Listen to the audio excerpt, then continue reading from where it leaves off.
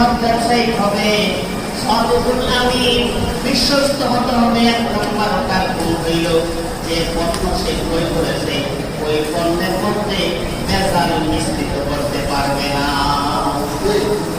আমাদের দেশের চাউল ব্যবসায়ী, দাম ব্যবসায়ী, বিভিন্ন ধরনের খাদ্য সামগ্রী ব্যবসায়ী, দাম ব্যবসায়ী, এরা করে কি কম দামের চাউলটাকে বেশি দামের চাউলের সাথে মিশ্রিত করে বেশি দামে বিক্রি করে কি করে না? ধান ব্যবসায়ীরা ভালো ধান কৃষি ক্রয় করার পরে কম দামি ধান এর সাথে মিশ্রিত করে ভালো দামে বিক্রি করে ফেলে। বড় ব্যবসায়িকরা বাজে ফলগুলোকে ভালো ফলের সঙ্গে পাল্টায় আপনার কাছে বিক্রি করে দেয়। আল্লাহ নবীর সাথে বলেন এক নম্বর ব্যবসায়ীদের গুণ থাকতে হবে, সে পণ্যের মধ্যে কোন ধরনের ব্যবহার করতে পারবে না, মিশ্রিত করতে পারবে না। তার পণ্যটাকে যেইভাবে সে ক্রয় করেছে ওইভাবে সে লাভে বিক্রি করবে, মিশ্রিত করবে না। অনেক সময় দেখা যায় ভারত থেকে বিভিন্ন রাষ্ট্র থেকে পেঁয়াজ আসে, চাউল আসে, গম আসে, এর ভিতরে পাথর থাকে, এর ভিতরে পাথর দেওয়া দেয়, আবার চাউলের সাথে তারের সাথে বালু মিশ্রণ করে বানায় দেয় যাতে উপরে বেশি আসে। আল্লাহ রাসূল বলেন এই কাজ ব্যবসায়ীরা করতে পারবে না। দুই নম্বর ব্যবসায়ীদের গুণ থাকতে হবে, সে যে মালটা বিক্রি করবে ওই মালের মধ্যে সে কসম খাইতে পারবে না, এই কথা বলবে না আল্লাহ কসম করে বলি এই পণ্যটা আমি 50 টাকা তৈরি করছি, বিক্রি করলে 10 টাকা লাভ হবে, এইভাবে কসম খাবে না। কারণ আল্লাহ রাসূল বলেন যারা কসম খায় এদের অধিকাংশ লোকই মিথ্যাবাদী হয়। যারা বড় কসম খায় তারা মিথ্যাবাদী। কারণ মিথ্যার কথা যে বলে সে ওই আরেকজনকে বিশ্বাস করার দিকে তার কসম খাইতে হয়। আর সত্যবাদী লোকের কি করতে হয় না? কসম খাইতে হয় না, কসম করতে হয় না। কারণ তাকে সকলেই ছেড়ে বিশ্বস্ত, আমানতদার, বিশ্বাসী, এজন্য তার কসমের প্রয়োজন হয়। আল্লাহ রাসূল বলেন ব্যবসায়ী যদি সব ব্যবসায়ী হয়, আমানতদার ব্যবসায়ী হয়, ধোঁকাবাজি না করে, আসলে আমি রাসূলের সঙ্গে তার আচরণ হবে আর সে ছায়ার নিচে আমার সঙ্গে বসবাস করবে। তাহলে তার শর্ত 2 নাম্বার শর্ত হইল সে মিথ্যা কসম খেয়ে কথা বলতে পারবে না।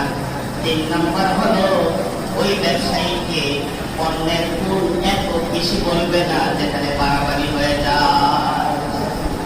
গেলে আপনি যদি মার্কেটে যান তাহলে কিছু দোকানদার আছে বলবে হুজুর এই কাপড়টা হলো এটা খুব ভালো, এটা যখন বলার পরে দেখে বলতেছেন যে না এটা কেমন লাগে, এটা আর ওই কাপড়টা দেখি ওইটা অনেক ভালো, যার বেশি দামি, যার বেশি ভালো, মানে এত ভাবে সে বিক্রয় করতেছে, কাস্টমার যেটাই করে সেটাতেই সে ঢুকাইতেছে।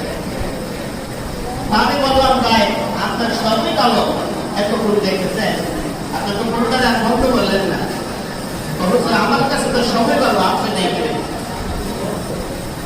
সেটা আপনার প্রথমেই বলতেন যে আপনি দেখে নেন যেটা ভালো লাগে ওইটাই নেন, আপনি এটা ভালো ওইটা ভালো সবই ভালো বলতেছেন আর এত ভুল দেখতেছেন যে বুঝা যাইতেছে আপনার দোকানের কাপড়ের সবচেয়ে ভালো, আপনার দোকানের চাউল সবচেয়ে ভালো, আপনার দোকানের পেঁয়াজ চাউল সবচেয়ে ভালো, এইভাবে ভুল দেখতে আল্লাহ রাসূল নিষেধ করছেন।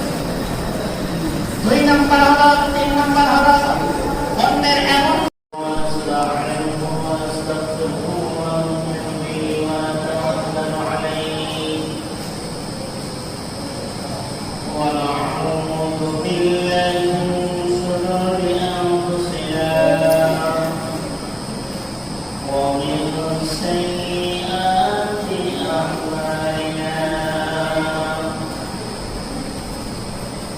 من يهده الله فلا مضل له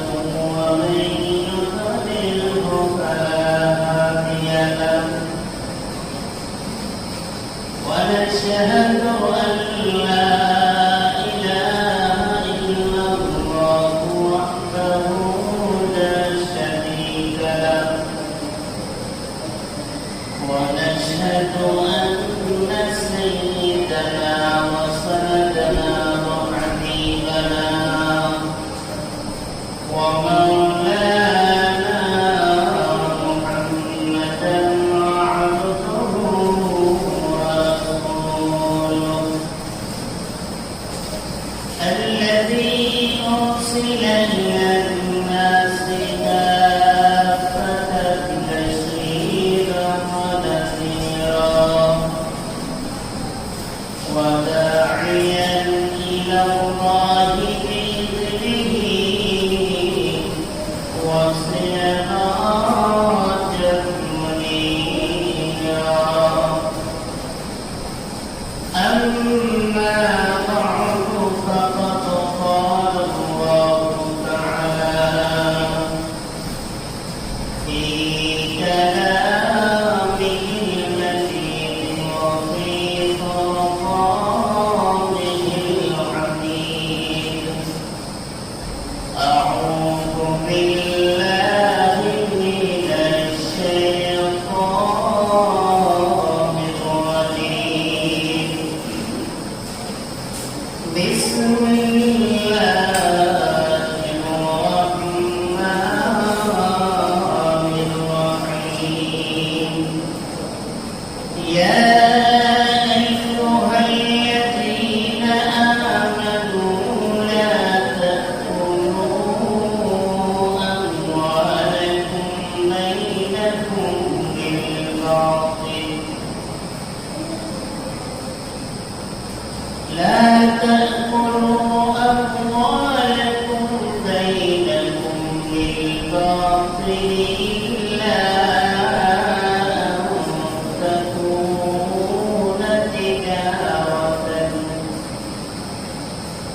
أن تكون تجارة عن تراض منكم ولا تقتلوا أنفسكم إن الله كان بكم رحيما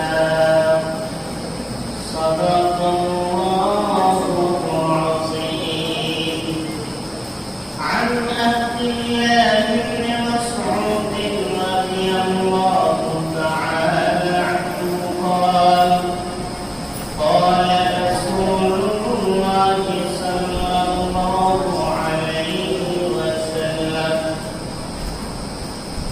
أطلب كسب الحلال فريضة بعد فريضة أو كما قال عليه الصلاة والسلام صلى الله على سيدنا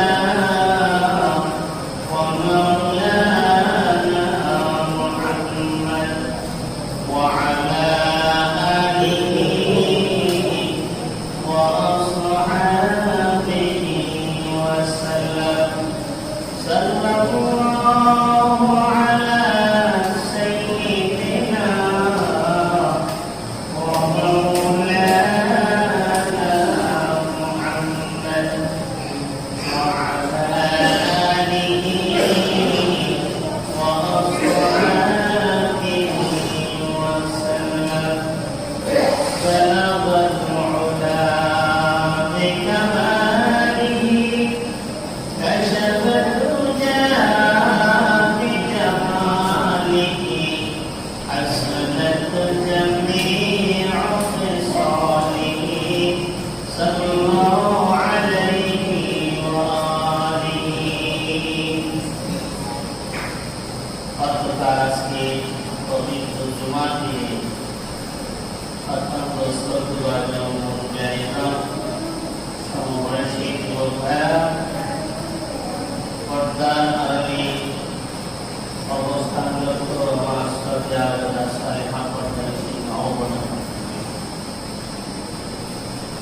আমরা আল্লাহ রাব্বুল আলামিনের দরবারে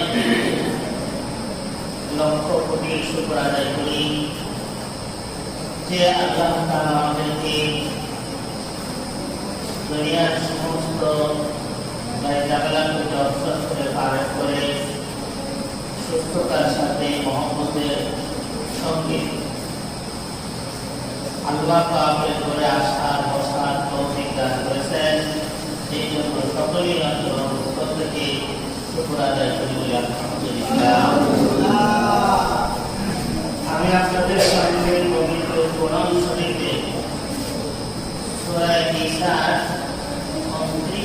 সুন্দর আয়াত কারিমা তেলাওয়াত করি। আল্লাহ ঈশ্বর রহমাতুল লিল আলামিন অবহিত হাদিস থেকে মুসান্নাফ ইবনে আবি শাইবা নামক একটি কিতাব, সেই কিতাব থেকে একটি হাদিস আপনাদের সামনে তেলাওয়াত করি। আয়াত এবং হাদিসকে সামনে রেখে কিছু আলোচনা করার চেষ্টা করব। আল্লাহ তাআলা যেন আমাকে ইখলাসের নিয়তে, আপনারা যারা শুনতেছেন সকলকে আমলের নিয়তে শ্রবণ করার তৌফিক দান করবেন। আমিন।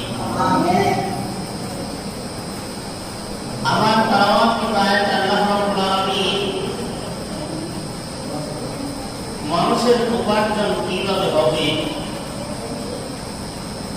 দুনিয়ার পৃথিবীতে মানুষ চলতে ফিরতে গেলে তার নিজেকে অনুসন্ধান করতে হয়, কামাই করতে হয়, খরচাদি করতে হয়। সেই ক্ষেত্রে কামাই করাটা কতটুকু গুরুত্বপূর্ণ, কামাই করতে হবে কি হবে না, কামাই করতে হলে কিভাবে কামাই করতে হবে, খরচ করতে হলে কিভাবে খরচ করতে হবে, এই সম্পর্কে আল্লাহ তাআলা এই আয়াতের মধ্যে আলোচনা করে দিয়েছেন। হাদিস শরীফে আল্লাহ ঈশ্বর রহমাতুল লিল আলামিন থেকে হযরত ইবনে মাসউদ রাদিয়াল্লাহু তাআলা বলেন, আতলুবু তাসবিল আলানি বা'দা ফরিদাতুন বা'দা ফরিদা। উপার্জন করা, কামাই করা, ফরজ নামাজ আদায় করার পরে ফরজ বিধিবিধান আল্লাহ তাআলা ফরজ নিয়ম আদেশ, যে সমস্ত ফরজ বিধান আল্লাহ তাআলা আমাদেরকে দিয়েছেন, সেই ফরজগুলি আদায় করার পর কামাই রুজি করা, উপার্জন করা, এটাও ফরজ। আত্মরু তাসবিল হালালি,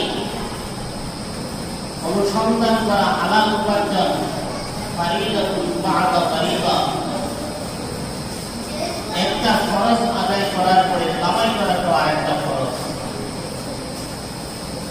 কেউ যদি এই কথা মনে করে যে কামাই না করলেও চলবে, কামাই না করে খেতে চাই, বসে বসে খেতে চাই, অর্থ উপার্জন সম্পদ যদি থাকে তো আলহামদুলিল্লাহ ভালো কথা, কিন্তু সম্পদ যদি না থাকে, বসে বসে খাওয়ার যদি কেউ স্বপ্ন দেখে, তাহলে সে বড় সুগন্ধকারী বলে গণ্য হবে। কারণ সে নিজেও কষ্ট করবে, পরিবারের আরো অন্যান্য সদস্যরাও তার কারণে কষ্টতে লিপ্ত হবে। এজন্য কামাই করাটাও খরচ। আল্লাহ পাক বলতেছেন, ইয়া আইয়ুহাল্লাযীনা আমানু লা তাকুলু আমওয়ালাকুম বাইনাকুম বিল বাতিলি ইল্লা আন তাকুনা তিজারাতান আন তাকুনা তিজারাতান আন তারাদিন মিনকুম। ইয়া আইয়ুহাল্লাযীনা আমানু, হে ঈমানদাররা, তোমরা যারা ঈমান আনছো, মুসলমান হয়েছো, লা তাকুলু আমওয়ালাকুম বাইনাকুম বিল বাতিল, তোমরা একে অন্যের সম্পদ অন্যায়ভাবে খেয়ে ফেলিও না, গ্রহণ করিও না। ইল্লা, তবে আন তাকুনা তিজারাতান আন তারাদিন মিনকুম,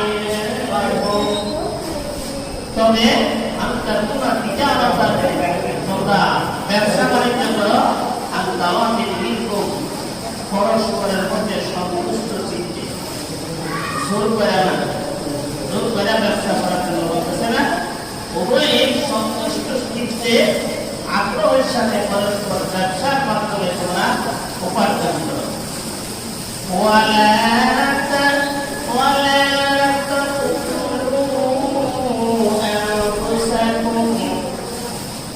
আর তোমরা কামাই করছো, করতে গিয়া, উপার্জন করতে গিয়া কাউকে হত্যা করে ফেলিও না। ইন্নাল্লাহা কানা বিকুম রাহিমা, নিশ্চয়ই আল্লাহ তাআলা কানা বিকুম রাহিমা, তিনি তোমাদের প্রতি দয়াশীল, সহনশীল, তিনি তোমাদের প্রতি দয়া করেন। এই হলো আয়াত। এখন আসুন, আল্লাহ তাআলা বললেন লা তা'কুলু আমওয়ালাকুম বাইনাকুম বিল বাতিল, একে অপরের অন্যের মাল অন্যায়ভাবে খেয়ে নিন। অন্যায় কিভাবে করা হয়, কিভাবে কামাই করলে অন্যায় হয়? আল্লাহ রাসূল সাল্লাল্লাহু আলাইহি ওয়াসাল্লাম হাদিস শরীফের মধ্যে ইরশাদ করেছেন, এক সাহাবী বলেন, ইয়া রাসূলুল্লাহ, আমি মৃত্যু সূত্রে এই সম্পত্তির মালিক হলাম, আমি নিজে। এখন এই আমার পিতার সূত্রে যে সম্পদের ওয়ারিস হইলাম, এই ওয়ারিসের সম্পদ আরেকজন আমার কাছ থেকে জুট করে নিয়ে যেতে চাই। এই পরিস্থিতিতে যদি আমি আমার সম্পদকে আনতে যাই, তার কাছ থেকে আমি রাখতে চাই,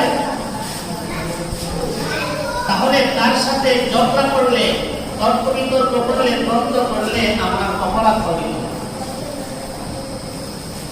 রাসূল বললেন না। এরপরে বলেন, ইয়া রাসূলুল্লাহ, সে যদি সম্পদ নিয়ে যাওয়ার জন্য আমাকে আঘাত করে, আমাকে যদি সে হত্যা করে ফেলে, হত্যা করতে আসে, আর আমি তাকে আক্রমণ করে হত্যা করে ফেলি, তাহলে আমার কোনো অপরাধ হবে কিনা? রাসূল বললেন না, তোমার কোনো অপরাধ হবে। সে যদি আমাকে আমার সম্পদ নিয়ে যাওয়ার জন্য আমাকে আক্রমণ করে হত্যা করে ফেলে, তাহলে আমি কি জাহান্নামে যাব? রাসূল বললেন না, তুমি ইন্নাকা শাহীদুন, তুমি শহীদের মর্যাদা পাবে।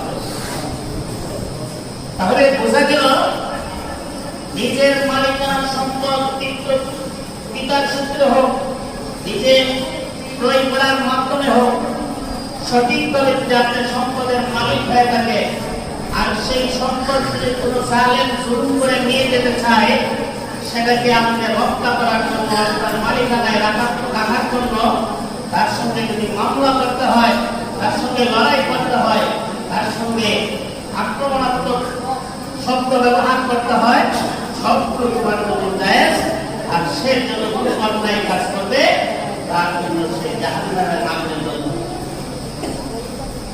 ভাইয়েরা আমার, আল্লাহ নবী রাহমাতুল লিল আলামিন বলেন, মুসলিম শরীফের হাদিস, কোন একজন যদি আরেকজন মানুষের চাইছে কাফের বা মুসলমান হোক, একজন মানুষ যদি আরেকজন মানুষের কোন সম্পদ, জমি দেওয়া হোক, টাকা পয়সা হোক, যেই কোন সম্পদ হোক, জোর করে দখলদারি করতে নিয়ে নেয়, অথবা কাগজের মধ্যে ভুল দলিল উঠাইয়া বিভিন্ন ধরনের লোকের মাধ্যমে বা বিচারকের রায়ের মাধ্যমে যদি নিয়ে নেয়, অন্যায় বাধা করে সম্পদ যদি গ্রাস করে, আল্লাহ রাসূল বলেন, সাহাবীরা কিয়ামতের মাঠে ওই আত্মসাৎকারী জালেম যে সম্পদ লুট করে নিয়ে গেছে, ওই জালেমের গলার মধ্যে ৭তম জমির মহান আল্লাহ তার গলায় ঝুলাইয়া দিবে। ৭তম জমির তার গলার মধ্যে ঝুলাইয়া দেওয়া হবে। তখন সে এই জমি নিয়ে কিয়ামতের মাঠে উঠতে থাকবে, আর নিচের দিকে যাচ্ছে থাকবে। এভাবে তার শাস্তি হবে। আল্লাহ রাসূলকে সাহাবীরা বলেন, নবী, এটা কি অন্যায়ভাবে কাজ করার কারণে কতটুকু সম্পদ হতে হবে? আল্লাহ রাসূল বলেন, সাহাবীরা এই নিষ্পত্তি জিরা'in যদি এক ধাপ জায়গা হয়, যদি এক ধাপ জায়গা পরিমাণ যদি দখল করে দুনিয়াতে ভোগ করে, আর ওই লোকটা অসহায় হওয়ার কারণে, তার শক্তি ক্ষমতা না থাকার কারণে নীরবে সে কান্না করে, আর মানুষের কাছে মনে বেড়ায় আমার জমিটাকে দখল করে নিয়ে গেছে, সমাজে আমি বিচার পাই না, সমাজের নেতাদের সরকারদেরকে টাকা দিয়ে আমার বিপক্ষে নিয়ে গেছে। এইভাবে লোক সমাজ দেশে কথা বলে বেড়ায় আর আফসোস করে। এই লোকটার সম্পদ যারা দায় দিল, অন্যায়ভাবে যারা দায় দিয়া থাকে, এক দিবস বা অর্ধ দিবসের জমির মালিক বানায় দিল, সরকাররা সহ ছাত্র জমিন গলায় দিয়ে তারা হাসরের মাঠে উপস্থিত হবে।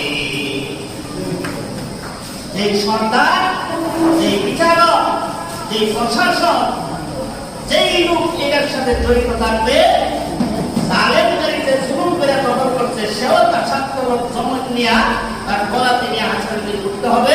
যারা রায় দিচ্ছে তারাও এই ছাত্র জমি গলাতে দেন। এই জন্য আল্লাহ পাক বলেছেন, লা তাকুলু আমওয়ালাকুম বাইনাকুম বিল বাতিল, অন্যায়ভাবে অপরের মাল বিকাশ করে ফেলো না।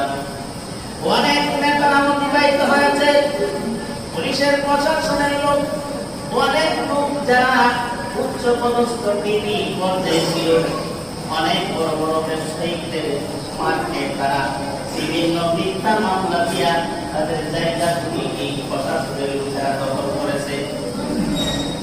এর মধ্যে একজন ছিল ডিবি হারুন, আরেকজন ছিল ডিবি সুকম কুমার, না কি নাম জানে, বিপ্লব কুমার। এই দুইজন লোক উল্লেখযোগ্য বহু ব্যবসায়ীকে পরস্পর করে গুলি করে হত্যা করেছে তাদের কাছ থেকে টাকা আদায় করার জন্য। ডিবি হারুন নারায়ণগঞ্জের এক টুকে 20 থেকে 25টা দোকান একসাথে এত বিশাল বড় মার্কেট সে নিজে আত্মসাৎ করে করছে। এই যে জমিন দখল করে দখল করায় আত্মসাৎ করে দেখাইল, আল্লাহ পাক রব্বুল আলামিন দুনিয়াতে তাকে লাঞ্ছনা গ্লানি করায় দিয়েছে। মৃত্যুর পরে এই লোকদের জুলুম অত্যাচার করে এই জায়গার সম্পদগুলো কারা দিয়েছে, ভোগ করেছে, এর বিনিময়ে তার গলায়ও ছাত্র চলবে। সাবধান সাবধান, একদম মুসলমান ভাই ভাই দ্বন্দ্ব হয় সামান্য একটু জায়গা নিয়ে। বড় ভাইয়ের শক্তি থাকলে ছোট ভাইয়ের উপর জুলুম করে, ছোট ভাইয়ের শক্তি লাগিয়ে আমরা যদি থাকবে বড় ভাইয়ের উপর জুলুম করে। আপনি চিরকাল থাকবেন না, আমিও চিরকাল থাকবো না। অন্যায়ভাবে আরেকজনের সম্পদ ভোগ করার কারণে আসরের ময়দানে চিরস্থায়ী শাস্তির আওতায় চলে আসতে হবে। এক নম্বর হলো অন্যায়ভাবে কারো মাল দখল করা যাবে না। যদি মুমিন হয়ে থাকেন, আল্লাহ তাআলা উল্লেখ করে বলতেছেন, ইয়া আইয়ুহাল্লাযীনা আমানু, হে ঈমানদাররা, লা তাকুলু আমওয়ালাকুম, তোমরা খাবার তোমরা সম্পদ ভোগ করিবা না, বাইনাকুম বিল বাতিল, অন্যায়ভাবে অপরের সম্পদ গ্রাস করো না, ইল্লা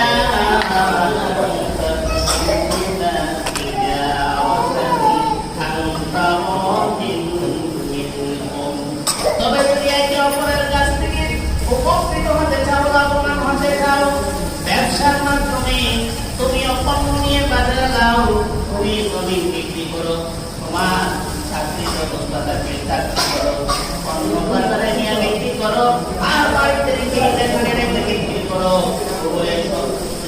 বিক্রি করা একজন আরেকজনের কাছ থেকে শুরু করে নিয়ে না নেওয়া। অনেক সময় দেখা যায় মাছ ব্যবসায়ীরা যারা কি ওই নদী থেকে মাছ শিকার করে এনেছে বিক্রি করার জন্য, কিছু ব্যবসায়ী আছে তারা মাছ ব্যবসায়ীদের মাছ পালাদের মাছগুলো ধরে জায়গা নিয়ে আসে এবং কিছু টাকা কম দিয়ে বেচতে চায় না, তারপর চুরি করে তার কাছ থেকে এই মাছগুলো নিয়ে আনে। এইভাবে চুর করে ব্যবসা করা আল্লাহ পাক নিষেধ করে দিয়েছে। চুর করে আসার পণ্য দিতে চাই না, চুর করে আপনারা কিছু টাকা দিয়ে আসলে এটা আপনার জন্য জায়েজ না, হারাম। এটা আপনাকে বৈধতা দেয় না ইসলাম। এরপরে আল্লাহ রাব্বুল আলামিন সন্তুষ্ট ছাড়া জোরপূর্বক কারো কাছ থেকে পণ্য বিক্রয় সূত্রে আনা যাবে না। এই আয়াতের ব্যাখ্যায় মুফাসসিরিনে কেরাম উল্লেখ করেছেন, একজন ব্যবসায়ীর জন্য 4টা গুণ থাকা দরকার। কয়টা গুণ? 4টা গুণ থাকা দরকার। 1 নাম্বার গুণ হলো যে নাকি ব্যবসায়ী সব ব্যবসায়ী হবে, সদুল আমিন, বিশ্বস্ত হতে হবে। 1 নাম্বার তার গুণ হইল যে পণ্য সে ক্রয় করেছে ওই পণ্যের মধ্যে ভেজাল মিশ্রিত করতে পারবে না। আমাদের দেশের চাউল ব্যবসায়ী, দাম ব্যবসায়ী, বিভিন্ন ধরনের খাদ্য সামগ্রী ব্যবসায়ী, দাম ব্যবসায়ী, এরা করে কি কম দামের চাউলটাকে বেশি দামের চাউলের সাথে মিশ্রিত করে বেশি দামে বিক্রি করে কি করে না? ধান ব্যবসায়ীরা ভালো ধান কৃষি ক্রয় করার পরে কম দামি ধান এর সাথে মিশ্রিত করে ভালো দামে বিক্রি করে ফেলে। বড় ব্যবসায়িকরা বাদে ফলগুলোকে ভালো ফলের সঙ্গে পাল্টায়া আপনার কাছে বিক্রি করে দেয়। আল্লাহ নবী রাহমাতুল লিল আলামিন বলেন, 1 নম্বর ব্যবসায়ীদের গুণ থাকতে হবে সে পণ্যের মধ্যে কোনো ধরনের ভেজাল করতে পারবে না, মিশ্রিত করতে পারবে না। তার পণ্যটাকে যেইভাবে সে ক্রয় করেছে ওইভাবে সে লাভে বিক্রি করবে, মিশ্রিত করবে না। অনেক সময় দেখা যায় ভারত থেকে বিভিন্ন রাষ্ট্র থেকে পেঁয়াজ আসে, চাউল আসে, গম আসে, এর ভিতরে পাথর থাকে, এর ভিতরে পাথর দিয়া দেয়, আবার চাউলের সাথে ধানের সাথে বালু মিশ্রণ করে বানায় দেয় যাতে উপরে বেশি আসে। আল্লাহ রাসূল বলেন এই কাজ ব্যবসায়ীরা করতে পারবে না। 2 নম্বর ব্যবসায়ীদের গুণ থাকতে হবে সে যে মালটা বিক্রি করবে ওই মালের মধ্যে সে কসম খাইতে পারবে না, এই কথা বলবে না আল্লাহর কসম করে বলি এই পণ্যটা আমি 50 টাকা তৈরি করছি, বিক্রি করলে 10 টাকা লাভ হবে, এইভাবে কসম খাবে না। কারণ আল্লাহ রাসূল বলেন যারা কসম খায় এদের অধিকাংশ লোকই মিথ্যাবাদী হয়। যারা বড় বড় কসম খায় তারা মিথ্যাবাদী। মিথ্যার কথা যে বলে সে ওই আরেকজনকে বিশ্বাস করার দিকে তার কসম খাইতে হয়। আর সত্যবাদী লোকের কি করতে হয় না? কসম খাইতে হয় না, কসম করতে হয় না। কারণ তাকে সকলেই ছেড়ে বিশ্বস্ত, আমানতদার, বিশ্বাসী, এজন্য তার কসমের প্রয়োজন হয়। আল্লাহ রাসূল বলেন ব্যবসায়ী যদি সব ব্যবসায়ী হয়, আমানতদার ব্যবসায়ী হয়, ধোঁকাবাজি না করে, হাসরতে আমি রাসূলের সঙ্গে তার হাসর হবে আর সে ছায়ার নিচে আমার সঙ্গে বসবাস করবে। তাহলে তার শর্ত 2 নাম্বার শর্ত হইল সে মিথ্যা কসম খেয়ে কথা বলতে পারবে না। 3 নাম্বার হলো ওই ব্যবসায়ীকে অন্যের গুণ এত বেশি বলবে না যেখানে বাড়াবাড়ি হয়ে যায়। গেলে আপনি যদি মার্কেটে যান তাহলে কিছু দোকানদার আছে বলবে হুজুর এই কাপড়টা হলো এটা খুব ভালো, এটা যখন উল্লাপ করে দেখে বলতেছেন যে না এটা কেমন লাগে, ওইটা আর ওই কাপড়টা দেখি ওইটা অনেক ভালো, যার বেশি দামি, যার বেশি ভালো, মানে এত ভাবে সে গুণ বিক্রয় করতেছে কাস্টমার যেটাই করে সেটাতেই সে গুণ গাইতেছে। আমি বললাম ভাই আপনার সবই ভালো, এত গুণ দেখতেছে, আপনার তো পুরোটা বলতে বললেন না, আমার কাছে তো সবাই ভালো, আপনি দেখবেন সেটা আপনার প্রথমেই বলতেন যে আপনি দেখে নেন যেটা ভালো লাগে ওইটাই নেন, আপনি এটা ভালো ওইটা ভালো সবই ভালো বলতেছেন আর এত গুণ দেখতেছেন যে বোঝা যাইতেছে আপনার দোকানের কাপড়ের সবচেয়ে ভালো, আপনার দোকানের চাউল সবচেয়ে ভালো, আপনার দোকানের পেঁয়াজ চাউল সবচেয়ে ভালো, এইভাবে গুণ দেখতে আল্লাহ রাসূল নিষেধ করছেন। 2 নাম্বার হলো 3 নাম্বার হলো অন্য পণ্যের এমন ভাবে গুণ উঠাইতে পারবে না যে গুণের কারণে কাস্টমার ঢুকায় পড়ে যায়। কাস্টমার আপনার কথার কারণে আপনার কথার উপর সে ঢুকাকে বেশি দামে অল্প দামের পণ্য ক্রয় করে দিয়ে আসে। এরকম করতে পারবেন না। 4 নাম্বার হল ব্যবসায়ীদের 4 নাম্বার গুণ থাকতে হবে, সে এই পণ্যটার মধ্যে দুষ্কৃতি থাকবে সেটা উল্লেখ করে বলবে, ভাই এই পণ্যটার মধ্যে সামান্য ত্রুটি আছে, আপনি এইখানে যদি এইটা পছন্দ হয় নিয়ে যাবে, না হয়তো নিবেন না। বললে ত্রুটি বলে দিতে হবে। আপনি যদি গাড়ি থেকে নামেন, আপনার পকেটের টাকাটা সিরা আপনি জানেন, ওইলে আপনার সাইয়া সেখানে ভুল কইরা ড্রাইভারের হাতে দিয়ে চলে আসলেন, আপনি জানেন টাকাটা সিরাইটা আপনার কাছে চলবে না, তাহলে আপনি এখানে আমানতের খেয়ানত করলেন, তাকে ধোঁকা দিলেন, আসলে দিন ওই পাওনা আপনাকে পরিশোধ করতে হবে। আসেনি এমন? হ্যাঁ, ড্রাইভাররাও দেয়, হুজুরে যেমন না দেখে ব্যবসায়িকরাও দেয়, হুজুরে যেমন না দেখে আবার যাও দেখো এটার ভিতরে দিয়ে একটা ঢাকায় দেয়। কারণ এগুলো হলো অসৎ ব্যবসায়ীদের কার্যক্রম, অসৎ মানুষের আহ্বান। এই অসৎ মানুষের চরিত্র গ্রহণ করে কেউ ব্যবসা করার পরে যদি 1000 পয়সা উপার্জন করে, তার ইনকামের মধ্যে বরকত হবে। ভাইয়েরা আমার, এই জন্য আল্লাহ রাসূল বলেছেন, সব ব্যবসায়ীদের মধ্যে যারা আমি রাসূলের আদর্শ নীতি অনুসরণ গ্রহণ করবে। আল্লাহ রাসূল ব্যবসায়ী ছিলেন না? ছিলেন না? অবশ্যই ছিলেন। মক্কার মধ্যে উল্লেখযোগ্য বড় ব্যবসায়ী আল্লাহ রাসূল ছিলেন। খাদিজাতুল কুবরা মক্কার ভিতরে সবচাইতে বড় মহিলা ছিলেন। ওই খাদিজাতুল কুবরা ব্যবসায়ী পণ্য নিয়ে আল্লাহ নবী রহমাতুল লিল আলামিন মক্কা থেকে জিনিসপত্র ক্রয় করে সিরিয়ায় যাইতেন, আবার ইয়ামনে যাইতেন, সিরিয়া থেকে পণ্য কিনে এনে মদিনার বাজারে, মক্কার বাজারে বিক্রি করতেন, আবার ইয়ামন থেকে পণ্য ক্রয় করে মক্কার বাজারে বিক্রি করতেন, মক্কার পণ্য নিয়ে ইয়ামনে বিক্রি করতেন। আল্লাহর রাসূল ব্যবসায়ী, বিশ্বস্ত ব্যবসায়ী ছিলেন। আপনি যদি বলেন যে আমি তো জানি না ব্যবসা কেমনে করা লাগে, কিভাবে কামাই করা লাগে, আল্লাহ রাসূলের ব্যবসা করে গেছেন, রাসূলের আদর্শ নীতি মেনে আপনি যদি ব্যবসা করেন, আর এই ব্যবসা হালাল হবে, আর এমন ব্যবসায়ীর সঙ্গে আল্লাহ রাসূল বলেন সে আমার সঙ্গে হাসর করবে। ভাইরা আমাদের পরে বলা হচ্ছে, ওয়ালা তাকুলু আনফুসাকুম, তোমরা সম্পদের লোভে একজন আরেকজনকে হত্যা করে দিও না। দিকে বিপ্লব কুমারের মতন সম্পদের লোভে তাকে গ্রেফতার করে নিয়ে খরচ ফায়ার করে হত্যা করে দিও না।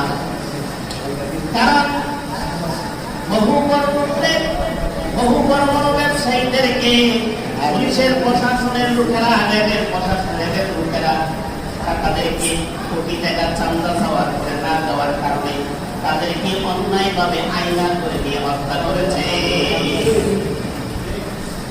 এই জন্য আল্লাহ পাক বলেন, লা তাকতুলু আনফুসাকুম, রাস্তাঘাটে ডাকাতি করে, গভীর রাতে আলেমরা মাহফিল থেকে যাওয়ার সময় অনেক ডাকাতি করে। আল্লাহ বলেন, অন্যায়ভাবে কারো সম্পদ নিয়ে নিবে না। ডাকাতরা ডাকাতি করে করার পরে বলে, দোয়া তো করতেন না জানি, তবে দোয়া করিলেন না। করতে আবার জানি, দোয়া তো করতেন না। পকেট থেকে টাকা নিতে আপনি কি দোয়া করবেন? হ্যাঁ, আপনার পকেট থেকে টাকা রাখা দিতেছেন জুম করে, তাতে অন্ধকারে আপনি কি তার জন্য দোয়া করবেন? আবার কঠোর খানায় বলতেছেন, জানি তো দোয়া করবেন না, কিন্তু দোয়া করেন। আপনারা কি করেন? তার জন্য দোয়া আসবে না? আসবে না? অবশ্যই আসবে। সে জুলুম করেছে, এমনকি সম্পদের জন্য ডাকাতেরা মানুষকে খুন করে। যেমন নারায়ণগঞ্জে এক লোককে 7 জনের আসামি বানানো হয়েছিল, 7 জন লোককে হত্যা করেছিল, স্বামী মাতুল সহ আরো অনেকেই এর সাথে জড়িত ছিল। 7 মধ্যে একসাথে হত্যা করা হয়েছে। আর তার মধ্যে পাথর ফেলে তাদেরকে সমুদ্রের কোলে ছেড়ে দেওয়া হয়েছে, যেন লাশগুলি ভেসে না ওঠে, তদন্ত করলে যেন খবর না পায়। এইভাবে মানুষকে হত্যা করে খুন করে তাদের সম্পর্কগুলো তারা খুন করেছে। আসলের দিন আল্লাহ তারা তাদেরকে বিচারের কাজ করাই দান করাবে। তাহলে অন্যায় ভাবে তাহলে হত্যা করে কার সম্পর্ক নেওয়া দায়ের হারাম। আমাদেরকে এই কাজ করবো না, আমরা বিরত থাকবো, আমরা তাকে নেই মায়ের সম্পত্তি পাই। এরপরে আল্লাহ পাক বলতেছেন ইন্নাল্লাহা কানা বিকুম রহিমা, নিশ্চয়ই আল্লাহ তাআলা তোমাদের প্রতি রহমশীল দয়াশীল। অন্যায়ভাবে জুলুম অত্যাচার করে যদি তারা সম্পদ দিয়ে থাকো, তাহলে সন্তানদেরকে ওসিয়ত করে দাও, আমি জুলুম করে মুখে সম্পদ দিয়েছিলাম সেটা ফেরত দিয়ে দিস। অথবা নিজের হায়াতে বের পাইলে তার সম্পদ তার কাছে ফিরে দিয়ে আসতে হবে। আপনি যদি কারো কাছ থেকে সুদ খেয়ে থাকেন, তার কাছ থেকে যেই পরিমাণ টাকা আপনি সুদ খেয়েছেন, এই সুদের টাকা তাকে ফেরত দিয়ে আসবেন। তারপরে আপনি আসলে আল্লাহর কাছে কাজ করায় তার হওয়া বিচারের আওতা থেকে আপনি মুক্তি পাবেন। এছাড়া আপনি আমাকে কোনোভাবে আমরা মুক্ত করতে পারবো না। এই জন্য আমাদের প্রত্যেকের দায়িত্ব হইল আল্লাহর বিধান মেনে অন্যায় পথ পরিহার করে রাজনীতি চেয়ারে বসে দেশের সম্পদ, জনগণের সম্পদ লুণ্ঠন করা থেকে আমাদেরকে বিরত থাকতে হবে। কারণ গত যেই শাসকরা ছিল তারা জনগণের সম্পদ লুণ্ঠন করেছে, ব্যক্তির সম্পদ লুণ্ঠন করেছে এবং জাতীয় সম্পদ লুণ্ঠন করেছে, আন্তর্জাতিকভাবে তারা সম্পদ চুরি করেছে। এই দেশের সর্বশ্রেণীর মানুষ তাদের কাছ থেকে চূষিত হয়েছে। এর জন্য এই জালেমদের বিচার দুনিয়াতে হবে, পরকালও আল্লাহ তাআলা সেই বিচার করে ছাড়বেন ইনশাআল্লাহ। আল্লাহ তাআলা আমাদেরকে এই সমস্ত জুলুম অন্যায় থেকে নিজেদেরকে আগে বিরত রাখা তৌফিক দান করুন। এরপরে সমাজ, এরপর রাষ্ট্র সকলকে নির্বিশেষে একে অপরের প্রতি অন্যায় অবিচার করা থেকে আল্লাহ তাআলা আমাদেরকে বেঁচে থাকার তৌফিক দান করেন। আমিন।